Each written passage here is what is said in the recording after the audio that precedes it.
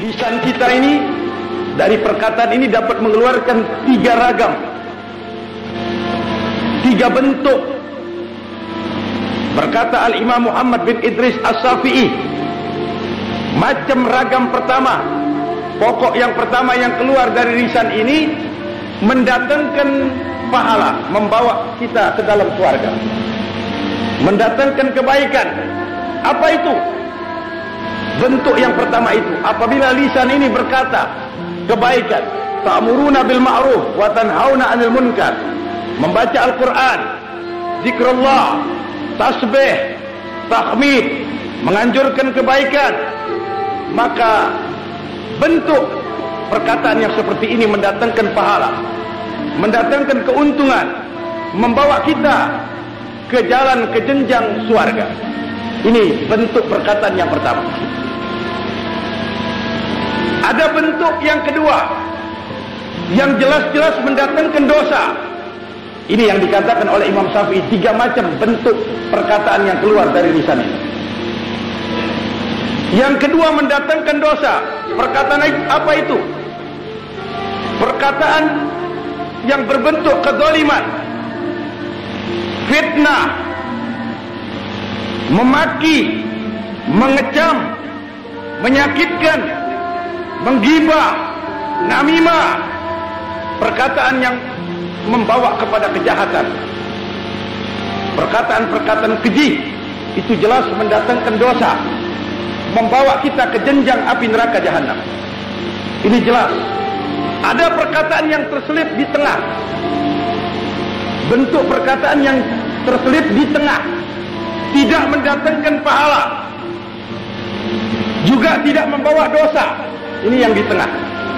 Perkataan ini dinamakan perkataan mubah.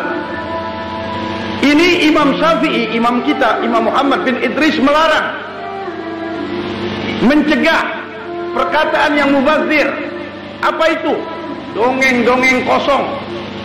Seperti kita kalau lagi ngobrol ya, sore-sore atau ibu-ibu lagi ngobrol turu-turu tuh, pertama dongeng ya, dongeng sama teman-teman, ngobrol rapi tuh dongeng ya, dongeng-dongeng, dongeng-dongeng, cerita-cerita obrolan, gelak tertawa namanya, ngobrol. Ini obrolan ini tidak mendatangkan pahala, tidak membawa dosa, dongeng-dongeng kosong.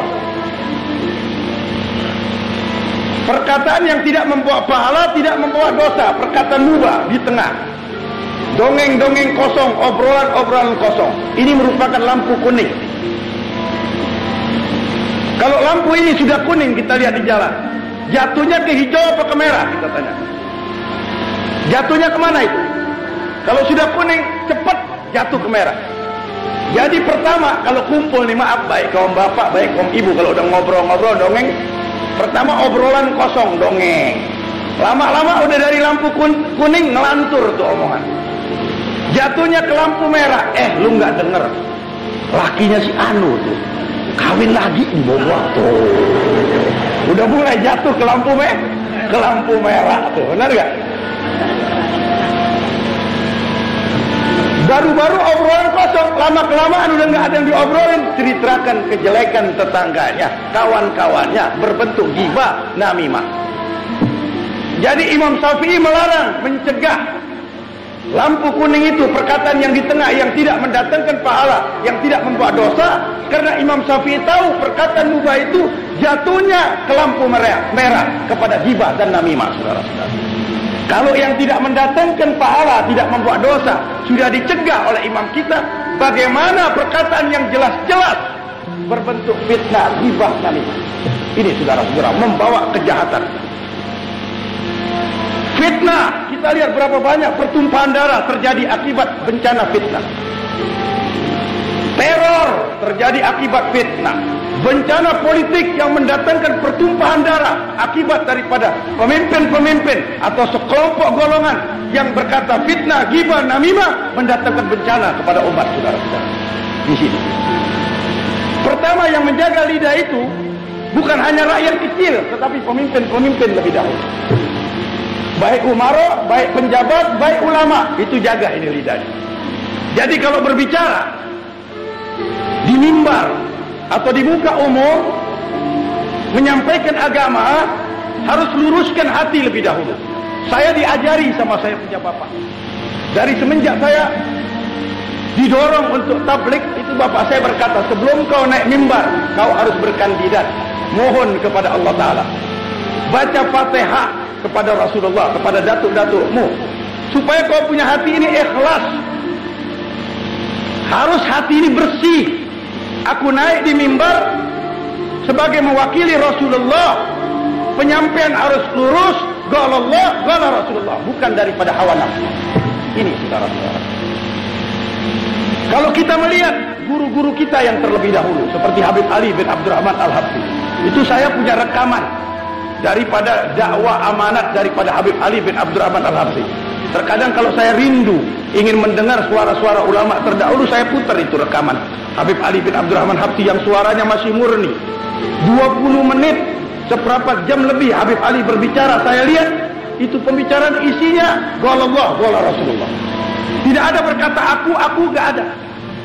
Aku enggak ada, atau mengecam, tidak. Tetapi berkata qala Allah, qala Rasulullah, memberi nasihat.